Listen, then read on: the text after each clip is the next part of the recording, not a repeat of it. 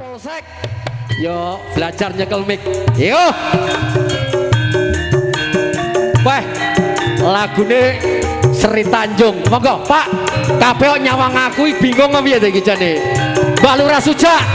Lurah Gesian. Nggih. Yo. Pokoknya wonge kemlinti ini mending wong Cluwok, Pak nggih. Wonge kemlinti. Hoi, wong Gesian. Monggo Pak Tanjung.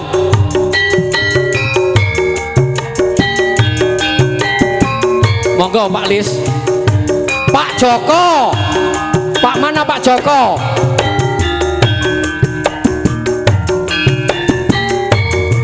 Nggih, Bu Pranti. Sugeng siang, Bu. Nggih. Nggih.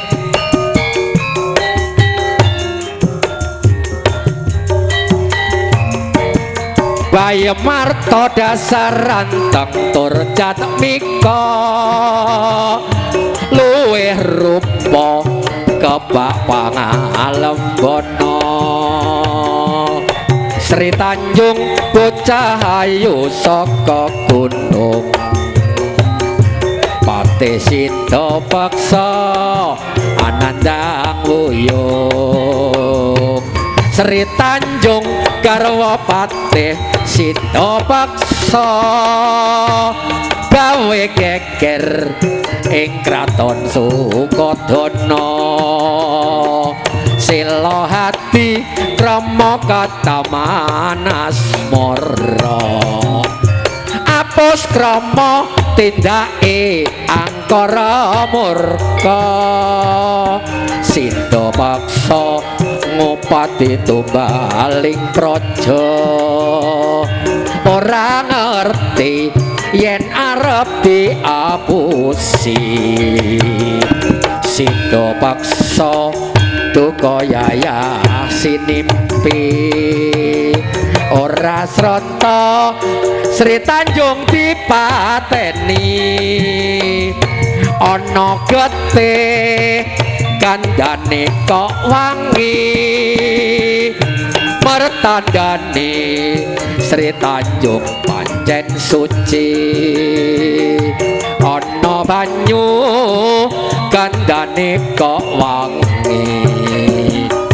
iki sejarahe kutha Banyuwangi nggih monggo Mbah Gales Mbah iki ya wayang-wayang lawas iki monggo Pak Sadat yo go Pak Tanjung Mbah yo di-share yo di-share Jong yo monggo cewek gaul nggih monggo Pak Sadat ibarat kembang kowe isih wangi ibarat tebu kowe pancen legi akeh tawon kang padha nyedaki nyesep sari sarine kembang melati budal esuk muliye mesti sore rambute abang ditato alise sing gandengi saben dina siji gonta-ganti pacare ana selawe cewek-cewek gaul yen guyu untune gingsul saya pantes yen nganggo rok sak dengkul ayo jong cewek-cewek gaul ngisor dhuwur kabeh gaul yen lumaku bokonge mentul-mentul sapa wonge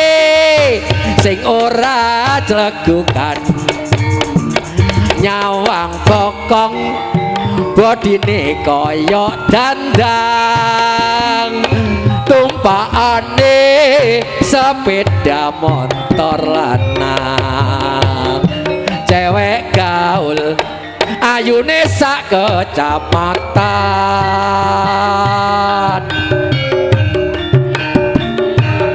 Roro Jonggrang monggo. Monggo sing ngersakne Roro Jonggrang. Pada siki.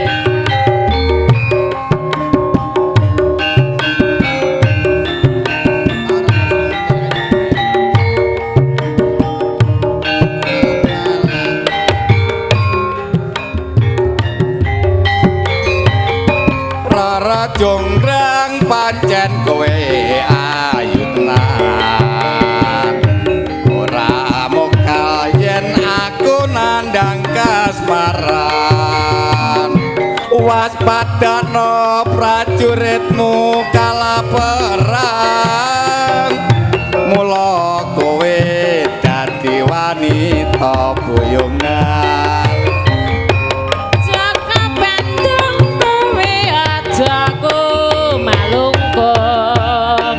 perang iki kanggo kuturang rampung bela pati Kang Mas Prabu Kupala kang sedya labuh ing Wanasagara tobat-tobat kowe wanita keparat para ngerti yen Bandung lanange jagat putra ratu pengging Prabu Damarmaya aku duwe aji sakti Pandawasa Roro Jonggrang manuta jon pundhut garwa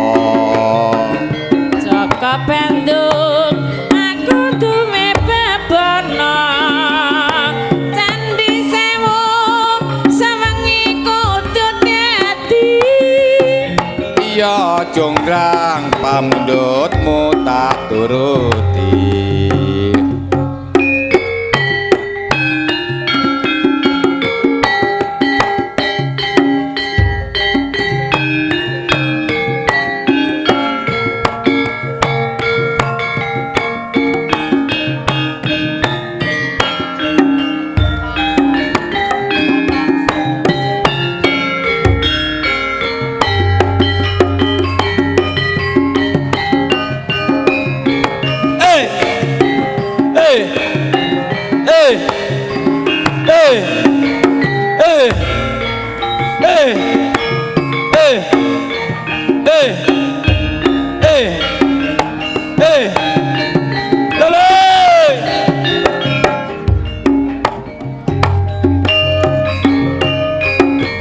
Abang Ijono prapatan apa mbarus Wimana lak setopan pote-pote no kuburan apa dik Wimana lak pocongan abang-abang rako tangan apa mbarus Wimana lak rambutan gondal kandul rasa rungan apa mbayu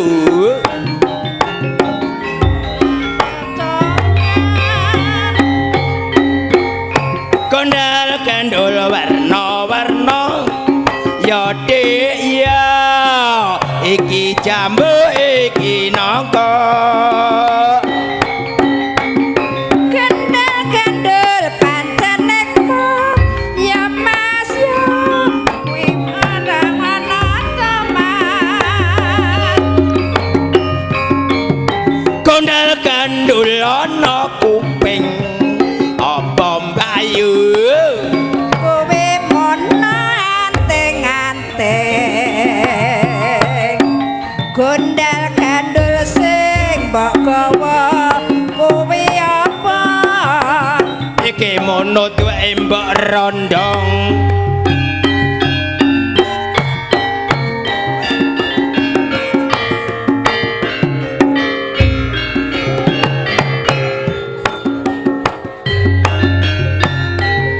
prawarga monggo sami migangetna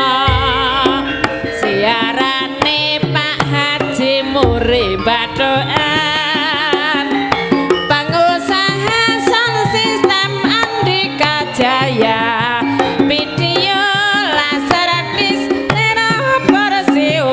ana rias manten syuting sarta percetakan mula padya pesena ora larang ora kapi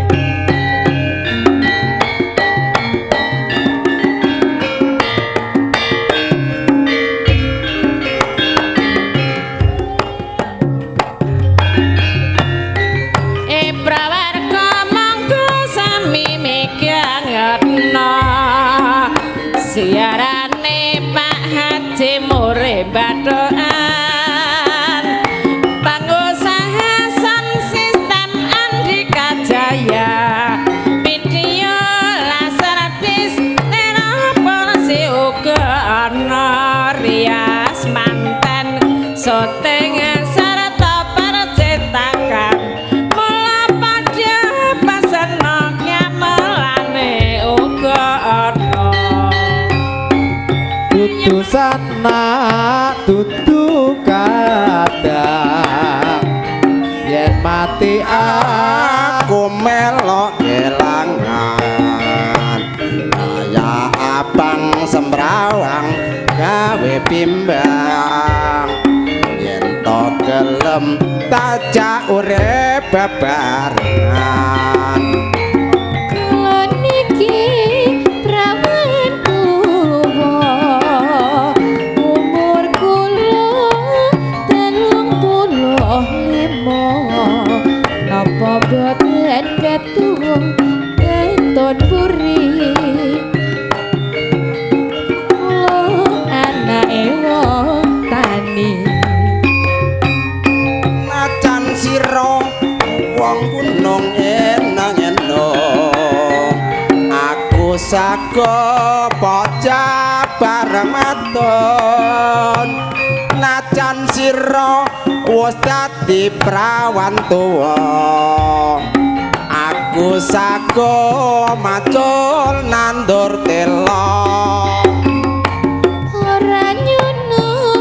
ora ngira prawan tuwa dilamar Jajaka kula melingke Kang Mas ampun citra kula benjing pun antos disio-sio Pak Presiden niki bengi kagem Bapak Lurah gending pun sewot kagem Bapak Kepala Desa saking Ringin Pitu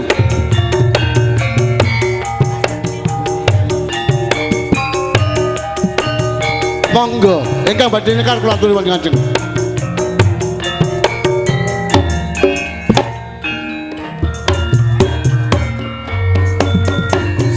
sakureping langit tak lumahing bumi yen tak aku nimas wong sing tak tresnani aku tansah eling tandha katresnanmu bandul kunci kembang mawar biru najan mung sepele gedhe paedahe yen to aku lara pinangka tambane bandul kunci iki tetep tak openi muga dadi panglipur ing ati bandul kunci kembang mawar biru rina wangi tumampel dadaku bandul kunci kembang mawar biru kena kanggo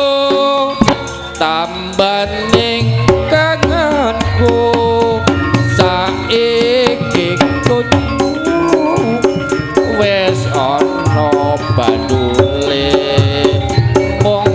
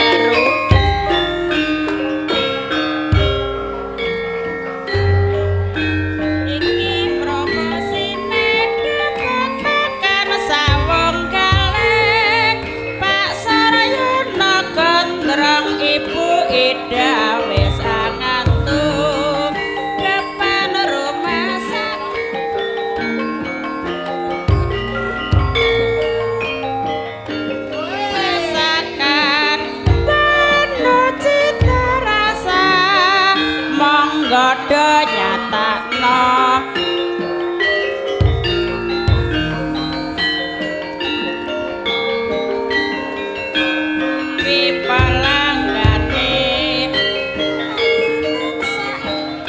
dapat makan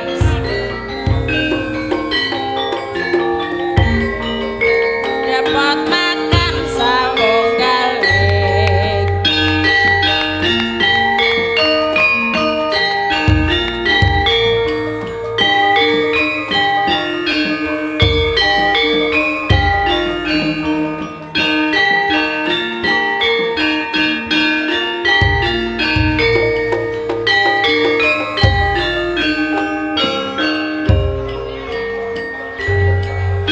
iki promosine dapat makan sawunggale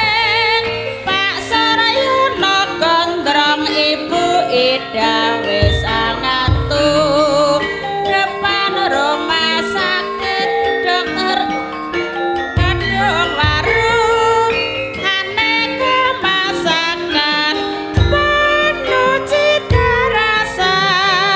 monggo do nyatakno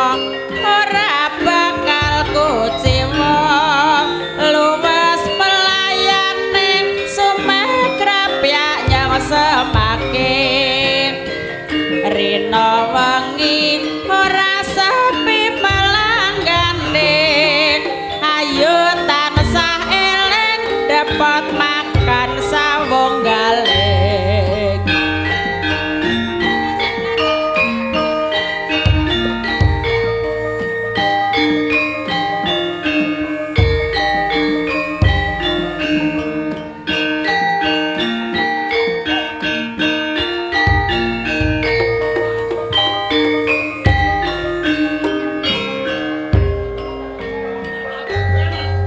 iki promosine dapat makan sawunggale Pak Sarayana gondrong Ibu Ida wis angantuk depan rumah sakit dokter Iska kedung warung aneka masakan penuh cita rasa monggo do nyatakno ora bakal kuciwa luwes pelayane sumakrapyak nyang semakin rina wengi ora sepi pelanggane ayo tansah eling dapat makan sawunggale sok sok sok sok sok sok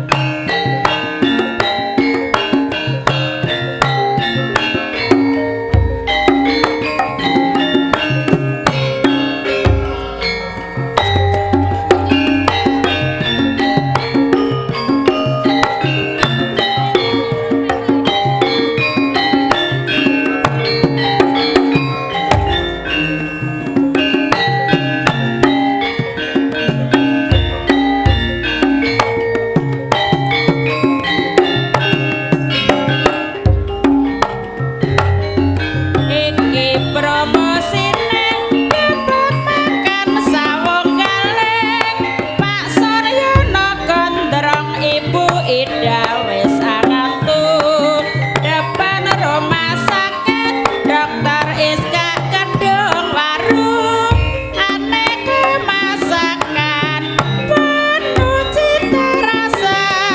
monggo do nyatakno ora bakal kuciwa luwes pelayane sumegrap yang semakin rino wengi ora sepi palanggane ayo tansah eling depot makan sambung galing iki promosine kan sawung galing Pak Suryono gondrong Ibu Ida wis angantung depan rumah sakit dokter Iska Kedung warung aneka masakan penuh cita rasa monggo do nyatakno ora bakal kuciwa luwes pelayane sumegrap yang semakin rino wengi ora sepi palanggane mula ayo eling depot makan sawung galing siapa itu si baju biru hitam celanamu merah sampurmu Merah sampurmu sayang, siapa namamu? Mana rumahmu? Aku ingin tahu. Depok Bendungan dek kuwi alamate Bapak Suparman kuwi jenenge bakul sapi ing saben dinane kondhang kaloka kutha teka desane Siapa itu? Si baju biru, hitam sepatumu, hitam celanamu, merah sampurmu sayang. Siapa namamu? Mana rumahmu? Aku ingin tahu.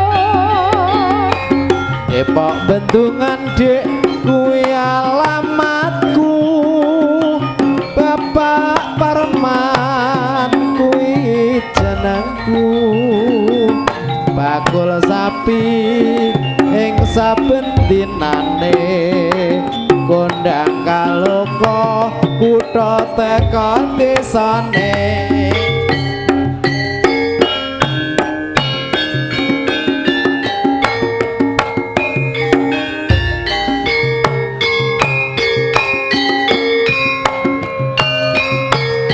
monggo niki promosine Bapak Tarwi saking Desa Kantas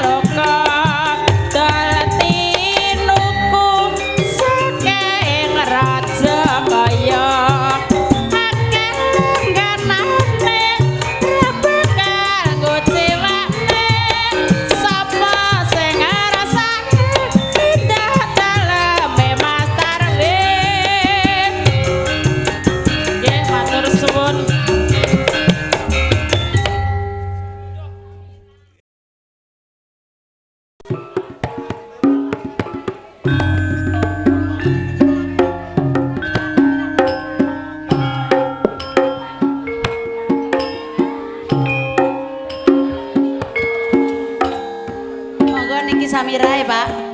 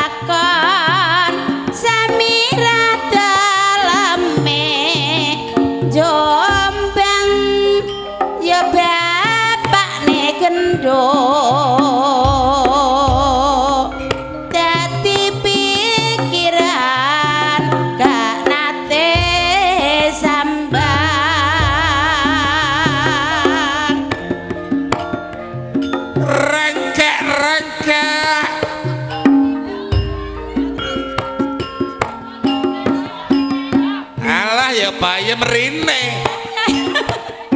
Ayo ayo. Kandas luas sak solahe.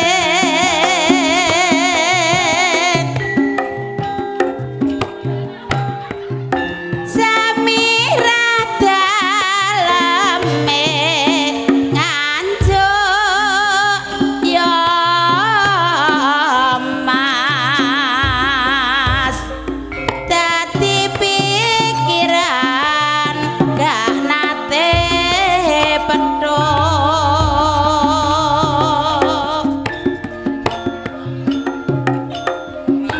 bayeme kuning-kuning hayame yen nuju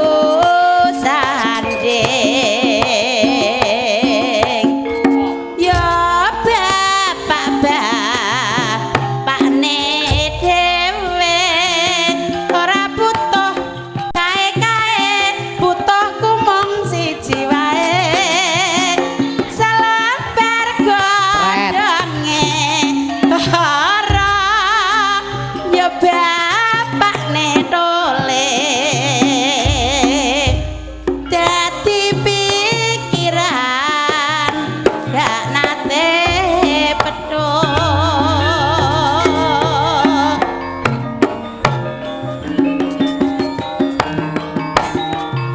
ya mas ya mas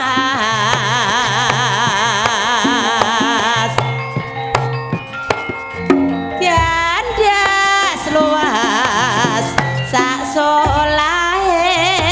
abang-abang ora regi regane larang tur mantesi sah radaleme jombang yo mas dadi pikiran gak nate sambang Nggih, tanggal 29 bulan Juli. Bapak Pak Parman dalem wonten Depok piantune taksih wonten mriki tayuban sedina lan sewengi nggih 29 bulan Juli pedagang gremet-gremet Bapak Suparman 11 Agustus nggih Bapak Supriyono kantong segawe Pagerwaja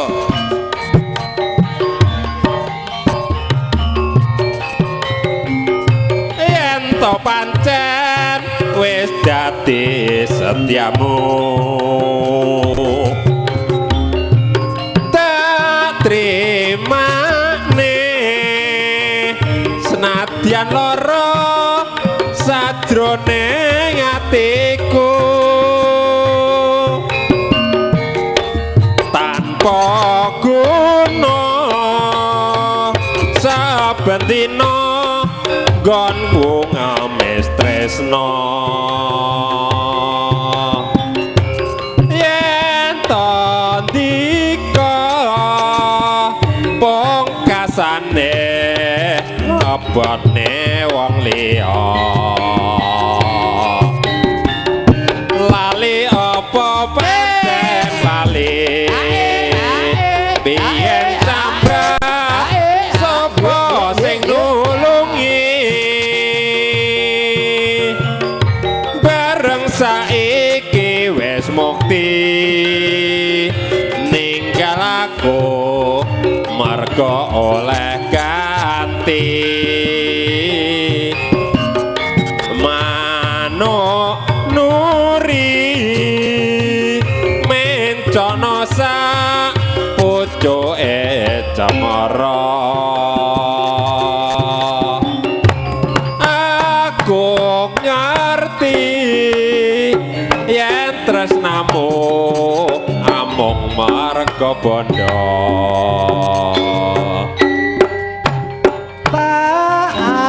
tapi jiwa raga tekan pati ning nyatane ego tegel angun cati orang ngira tresnamu mung gawe lara sing tak jaga ing marani jebulmu ora kuat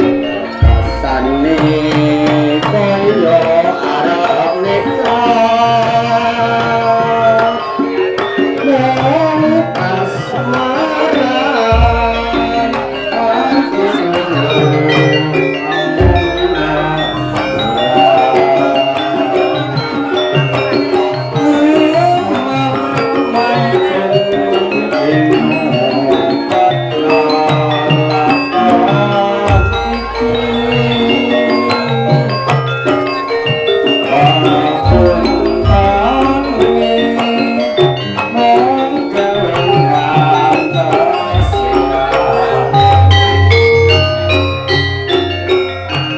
aku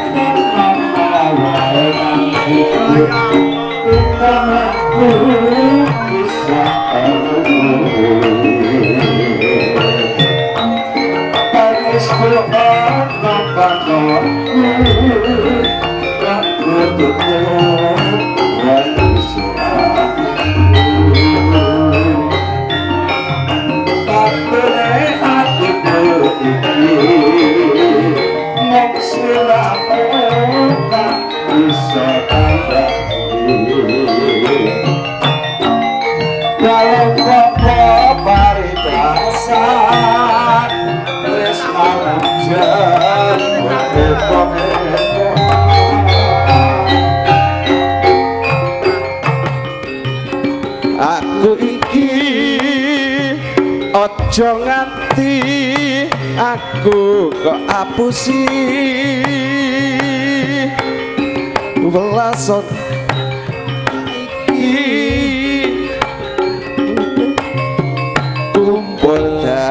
siji kok wengi temen atimu tanpa dosa teko ninggal aku no talin netrena ilang muspro yen liwat aku kelingan kang tukiran kubo kae biyen tak golek sing cagak kabak tulisan warna abang tondo isih prawan jenenge gubuk asmara yen kae yen antum tresno tanpa bantah tanpa loso abote pangaman asmara gubuk kae nyimpen wati ati iso ora bakal gubuk kae kebak cerita anti rahi anti keakeh rino jenenge dene ngati kata owah saya merati aku kowe mati karena marga lereng neng gubuk asmara yen kelingan Pak Sakur jamane nalika ing pamulangan aku duwe kanca putri grafia ayo lair lan batine sering dolane omahku barune mong sinau pamulangan suwe-suwe aku tresno margo kelingan ayu manis nanging cuwa ora bisa urip bebarengan senajan aku wis sumpah tetep tresno lahir batin mong jalaran papisahan dipaksa omah-omah wong tuane tresnaku ra bisa ilang margo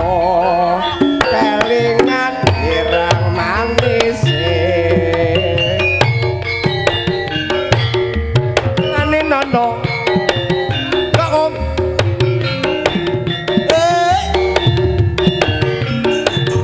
awit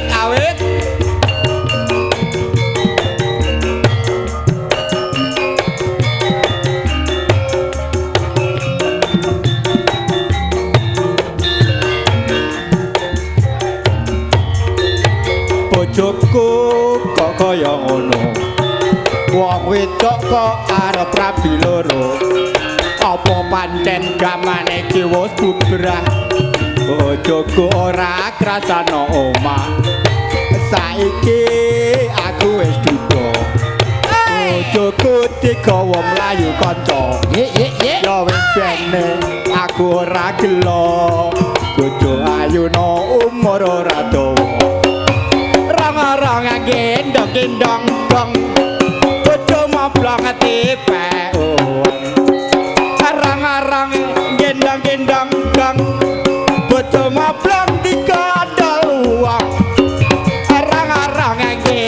gendang gang bojo mablang tipek